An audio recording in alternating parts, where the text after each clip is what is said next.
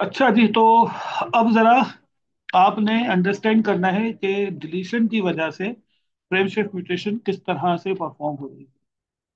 तो यहाँ से ये नॉर्मल डीएनए का जो सेगमेंट है, इसे हम दोबारा से लिखते हैं। और यहाँ पर हमें एक पॉइंट पर डिलीशन वाला फैक्टर भी नजर आ रहा होगा। So this is the normal sequence of the triplets which have got five triplets in general, including TAC, TTC, AAA, CCG and CGT. मैं यहाँ पर डिलीशन के लिए कुछ इंपॉर्टेंट जो है वो फैक्टर आपके साथ शेयर करने जा रहा हूँ। तो जरा इसको गौर से आप देखें। पहला जो है वो हमारा बेस सीक्वेंस जो है वो वही है जो कि नॉर्मल सीक्वेंस के साथ शो हो रहा है। That is the TAC, right. Second base हमारा यहाँ पर डेवलप हुआ, विच इज दी TTA। अब ख्याल रखें कि ये जो C है, this C is being deleted due to the some genetic error, जिसकी वजह से ये TTC के फ्रेम में चेंज आया and it will be considered as the TTA। अब अगला जो सीक्वेंस है वो भी बेटा अल्टर हुआ और it will be converted into AAC। Next triplet ये हो गया CGC। Original it was CCG, now it will be converted into CGC। और जो लास्ट ट्रिपलेट है वो हो गया है हमारा GT। और इसके बाद कोई भी एक ट्रिपलेट सपोज कर लेते हैं मौजूद है, वो हम यहाँ पर से कॉपी कर लेते हैं, वो हो गया A। जस्ट लाइक के the this sequence has got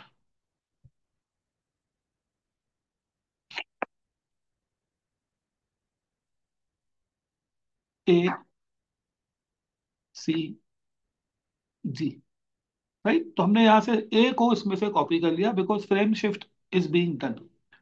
now what will happen after the transcription and translation? So when this DNA segment undergoes into the transcription first, then translation. So when this undergoes into the transcription and translation,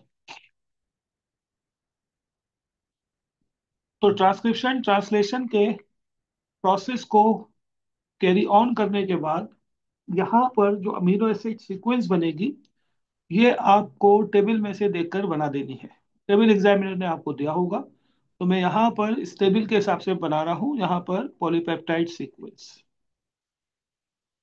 तो you can see that in this polypeptide sequence, the first triplet is similar, so it develops methanoid again.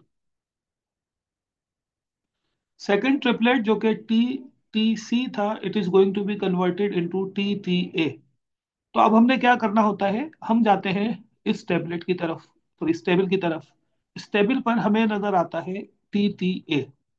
यहाँ पर ये नजर आया TTA। तो इस TTA ने जो अमीनो एसिड ट्रांसक्रिप्शन ट्रांसलेशन के बाद डेवलप किया है, वो है हमारा ल्यूसीन। तो यहां पर हम सेकेंड अमीनो एसिड डेवलप करते हैं which is the leucine. Third triplet यहां हमें नजर आ रहा है AAC। इस AAC को हम यहाँ ऊपर से देते हैं और AAC हमें मिलता है इस पर्टिकुलर अमीनो एसिड में, दैट इज दी ASP। तो मैं यहाँ पर इसका थर्ड अमीनो एसिड लिख रहा हूँ which is the ASP। Fourth triplet है हमारा CGC। फोर ट्रिपलेट CGC के लिए जेनेटिक कोड देखते हैं। ये वाला C वाला है और ये G है और ये CGC हमें मिल गया, इसको नाम दिया गया है आर्जिनिन से। तो यहाँ पर मैं लिख रहा हूँ ARG। लास्ट ट्रिपलेट है GTA। दोबारा से जेनेटिक कोड की तरफ जाते हैं, GTA की तरफ जाते हैं और GTA हमें मिलता है वैलाइन के तौर। तो यहाँ पर हम कॉपी पेस्ट कर देते हैं वैलाइन। ठीक है जी, तो ये ट्रांसक्रिप्शन ट्रांसलेशन के बाद we have developed polypeptide sequence over here. अब इसे आप मैच कर लें। मैच करेंगे आप इसको इससे। This is the normal sequence.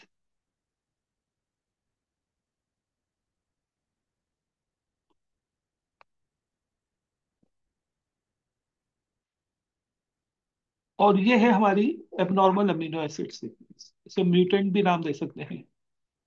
ये म्यूटेंट सीक्वेंस है।